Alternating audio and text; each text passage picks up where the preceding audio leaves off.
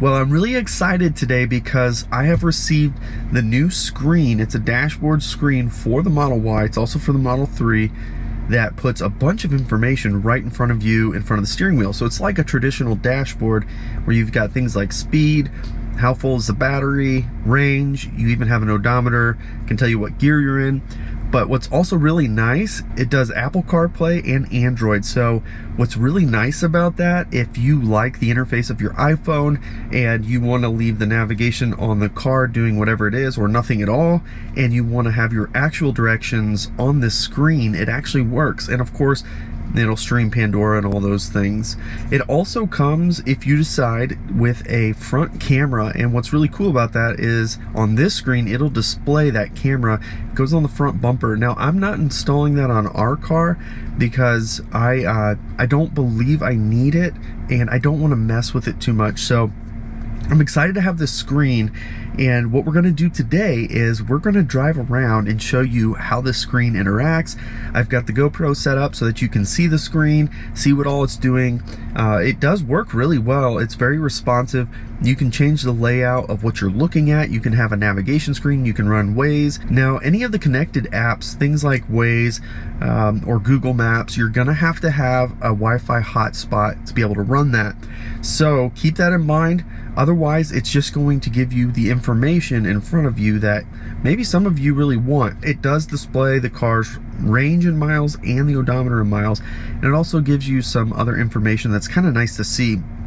It's also going to give us some of the notifications from the screen when you're in autopilot, so that's going to be convenient. And there's two ways to mess with this screen. You can either do it because it's a touch screen, you can just touch through everything, or you can use the right scroll wheel on the car.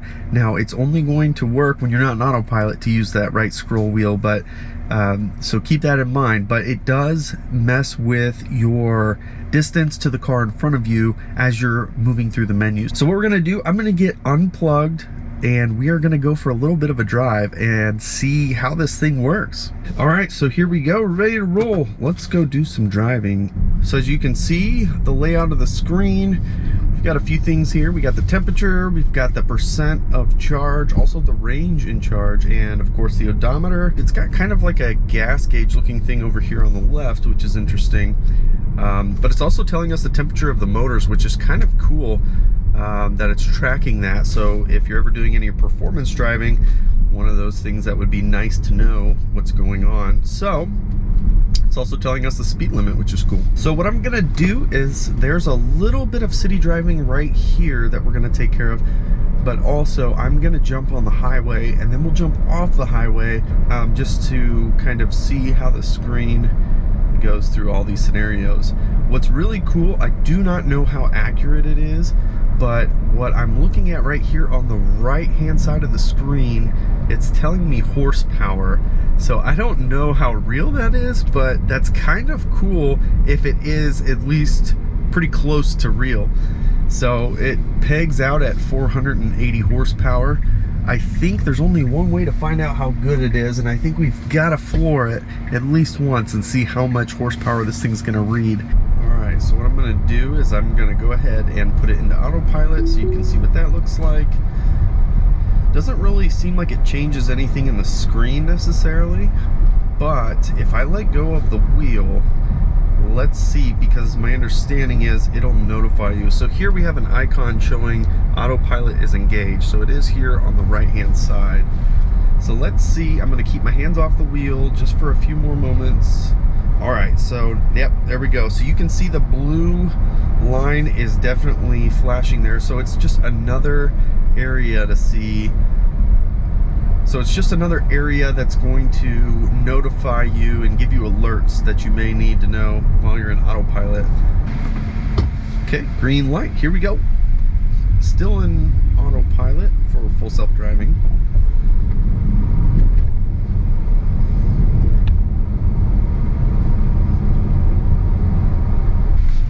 Floor it, here we go. Getting on the highway. Right around 300 horsepower, just over 300 horsepower is what this thing is reading at its highest there just a moment ago. So I don't know how accurate that is, not a clue. But all right, we're gonna go into autopilot here.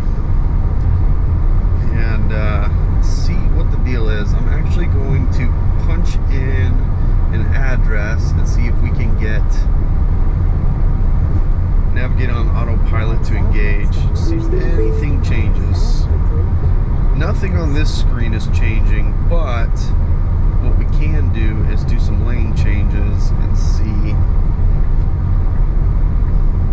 No, not really anything. So it doesn't really show you anything different with that, but so this is what is potentially a nice thing to have, is to be able to see all of your range information. One of the things that I wish was easier to do in the Model Y and the Model 3 for that matter is to be able to switch between percent and miles. Now, you might as well just forget the miles altogether, because in real life driving, your speed is not likely to be as consistent and as controlled as the testing that's used to determine the range on this car. So I do like switching back and forth, but that part, I guess, makes it a little bit nicer from that perspective anyways. But yeah, I mean, as you can see, it works pretty good. There's a couple of options over here. You can see your tire pressure, time, and then speed. And over here, your options, I'll show you all the apps in a moment, but there's CarPlay.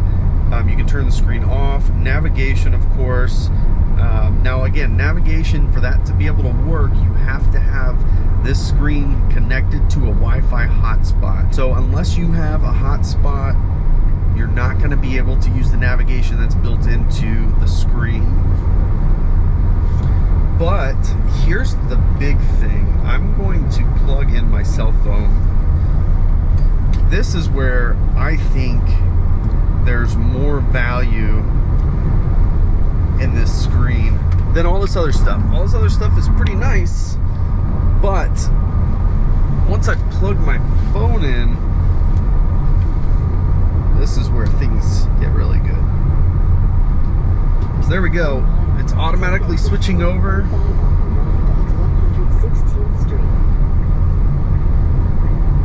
It's connecting. And now I've got Apple CarPlay rolling, which is really nice. So there you go. I have Apple CarPlay going. It's really nice. I really enjoy having that. And of course, it's the same apps as normal for CarPlay, so anything that it's willing to run is the same here. And so yeah, I mean, you can just, you know, look at your map if you want. You still have your driver aids over here on the right. If I turn it off autopilot, you can see these lines went from blue to gray. So another way to kind of indicate that you're in autopilot. So that's kind of cool. I didn't see that before. So it's cool that you can use CarPlay up here, have another navigation screen. I think that is convenient and nice to have. And that's probably what we'll primarily be using this screen for, is for CarPlay on long road trips. That or potentially Waze. Go to the home screen. Let's go to apps. So here's all the apps that you have built into the screen. You can use Google, Spotify, Pandora, Google Maps. A better route planner is built in, which is really cool. Of course, Waze, like I said. So those are the apps built in, and now you can add apps. I'm not sure what all apps you can add. I am not familiar with the normal Android setup, but you can absolutely add apps to that list. So that's kind of cool. All right, so there's a little bit of a roundup of what it looks like while it's driving. Now, the screen, I couldn't get the brightness up, so I'm assuming you guys can see that, and I'll do as much post-editing as I can to brighten that up a bit. It does not look as dark as it does probably on this GoPro, which is a good thing, but it is still kind of dark. It would be nice to switch it over to a white background. Now, what's really nice is just having access to that information, and of course, CarPlay. So let me go back to CarPlay, because I think that's where the most value of this thing is. It's just nice to have CarPlay on here and being able to use the functionality of Apple CarPlay. And again, Android is supported as well, which is a good thing. Now, adding that front camera may also be a good value for some of you, so I don't recall exactly how much that adds, but this unit as it sits is $669, which is not cheap. It is a 720p display, but it seems to be good enough for this type of a setup, and it's not a huge screen anyways. So again, 669 bucks. Now if you use code BTG, you get 15% off, which is good. It brings it to about 570 bucks. So, but that's still a big chunk of money. And I want to talk about some of the things that I'm not so crazy about with this. So first and foremost, as you can see, we have a dash cover, and what that does is it's actually lifted the screen just a little bit. So I've had to raise the steering wheel, and that is because I can't see the screen unless I raise it higher, and it's really starting to push the point that my elbow doesn't rest quite as nicely here on the door. So that's one downfall, and again, I really believe it's this dash cover that's raising it too much. I do wish that you could, you know, move it around a little bit and give it a little bit more stretch. That would be really nice. But the other thing that is very obvious, and it doesn't take rocket scientists to figure this out, this screen is blocking a big chunk of the air vent right in front of me. And I've been messing with the air all over the place, trying to get the right setup to where I can feel the air coming back here. But really, essentially, the only way you can get reasonable amount of air is if you push the air all the way to the sides, so that way it's trying to come around it. Over here on the right hand side, there's very little air that's making it out. So this is covering a good 10 or 20 of those slots. So that's right in the middle. And if you're one of those people that have to have the air blowing on your face, this is probably not going to be something that you're going to like because of that. So again, the air is an issue. This doesn't allow air to blow straight at you anymore.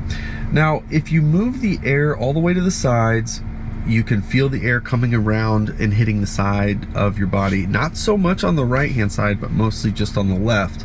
And if you push the air up, still can't feel it. So there's really not a great way to get really good airflow with this screen blocking so much of the vent. So that's a very important thing that needs to be called out, and you need to really think about that. But there's another thing that's actually really nice. It does have a built-in USB, obviously. That's how I'm running CarPlay. It also does CarPlay via Bluetooth, so that's nice as well. But because it has a USB, as they make updates to the software on the screen, you can download those from Hanshow's website and load them into the screen. So that's really nice. As new features come out, as they optimize the system, as they get more feedback from people using this and things that they would like to see this do better, they can make those adjustments in the software, which is really good. Now, I'm gonna finish this up with the install, because the install, it was not near as bad as I was prepared for. I was really worried because I've heard some people that said it was really hard to get this set up. It really wasn't that bad. There are a couple of things that are wrong in the direction, so I will call those out now. But essentially what you got to do is get under the passenger side, and you're going to remove the panel up by the knees. Once you pull that down, you'll have access to where this thing plugs in. Now it says you only have 2 minutes to unplug and plug in the adapter, or else you're going to have to do like a hard reset on the car. I don't know how, but I was probably right at the cusp of 2 minutes because I didn't have to do anything after, but it's because it's just an awkward position. Now, for me and my height, I was able to kneel on the garage floor and I was able to reach everything just fine. It's just the angle you gotta push that plug in and the tight space. That's what took so much time, was getting it in there, getting the adapter plugged in right. But everything else I could reach, no issues. I didn't have to do anything funky to get underneath there, so worked out fine. When you take off the dash, I recommend taping down the wires across underneath that. I did have to mess with it quite a bit to get the dash to go back down because the wires kept getting in the way. So you're gonna wanna secure those somehow nice and tight up against underneath that dash. That'll help quite a bit. But really, I think I spent 2 hours, and that includes setting up cameras and all of that. So it was a pretty straightforward install. It's not the hardest install. It does seem a little bit overwhelming when you're tapping into wires and stuff, but since it's all plug and play, it makes it super easy. And the nice thing too is the wiring harness does come set up with the front camera connector on there. So if you decide to add the front camera later, that can certainly be done, no problem. So with that, again, link is in the description. Use code BTG to save your 15%. Brings this to about 570 bucks. So if you're really missing having a dash in front of you, this is a really good option. And in my opinion, from what I've seen out there, this one has the most functionality. So it's up to you if this is something you're interested in. I've gotten quite used to having just the one screen, but this is kind of neat. I do like this.